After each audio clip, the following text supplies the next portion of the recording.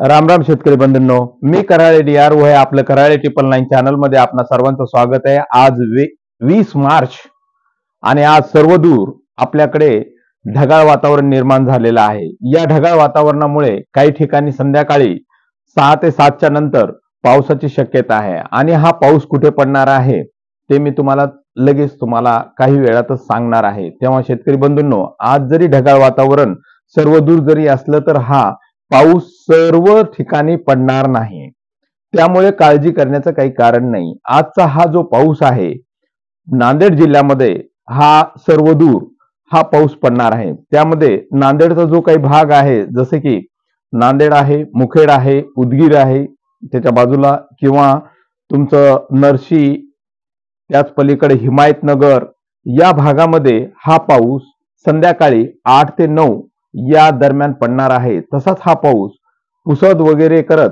यवतमाळ, नागपूर, चंद्रपूर या भागामध्ये सुद्धा आज आणि उद्या सकाळी हा पाऊस पडणार आहे. त्याचबरोबर परभणी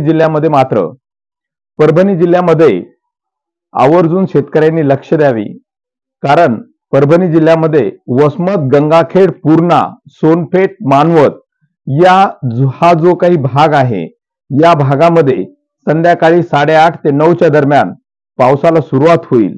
हा मध्यम स्वरूपाचा पाऊस राहील, परंतु वाऱ्याचा वेग जास्त राहणार आहे.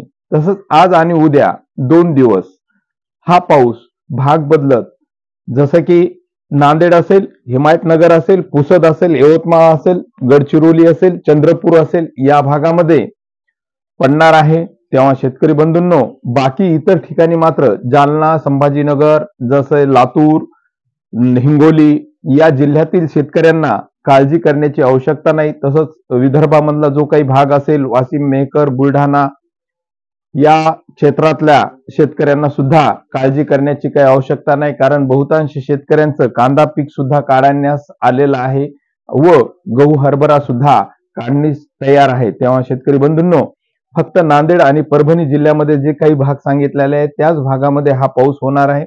इतर ठिकाणी मात्र पाऊस पडणार नाही, याची काळजी घ्या. तिथल्या शेतकऱ्यांना हा संदेश जसा तुमच्याकडून पोहोचवता येईल तो संदेश त्यांच्यापर्यंत पोहोचवा बस. आणि हा चॅनल अजूनही तुम्ही सबस्क्राईब केलं नसेल तर सबस्क्राईब करा.